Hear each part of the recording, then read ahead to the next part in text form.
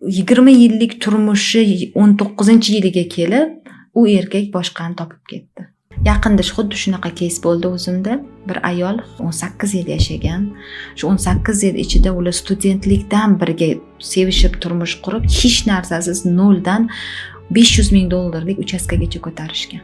Mashinalar qo'sha-qo'sha bo'lgan, lekin birortasi na eri nomida emas, na ayoli nomida emas. Hammasi ota-onasini, amma xolasini nomida. 20 yillik turmushi 19-yiliga kelib u erkak boshqani topib ketdi. O'rtada 3 ta farzand bor. Lekin ayol hech narsasiz qolib ketdi.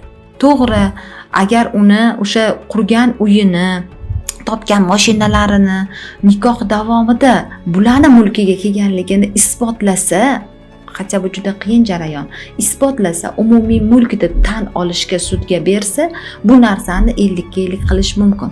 Lekin jarayon juda ham qiyin bo'ladi. Bu holatni bartaraf qilish uchun faqatgina o'sha nikoh davomida o'zini huquqini bilish kerak, ayol ham, erkak ham. To'g'ri, ahil inoq bo'lib yashab yurganda hech kim o'ylamaydi ertaga bunaqa bo'lib ketsa-chi deb.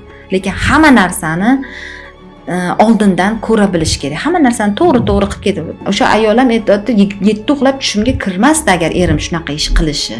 Shunaqa yaxshi inson debdi. Baribir birov haqi birovga buyurmaydi. Shuni u mehnatiga rozi bo'lib ketadi deysiz. Pulingizga olindimi? Endi bir xil erkaklar bor-da, shu narsani noto'g'ri tushunadi. Meni nomimga oling yoki o'zingiz nomiga oling, nega oyingiz nomiga olasiz degan narsalarni o'sha noto'g'ri tushunishi mumkin. Lekin ertaga xafa bo'lib, kuyib yurgandan ko'ra, hozir ozgina xafa qiling, bo'lib ketadi.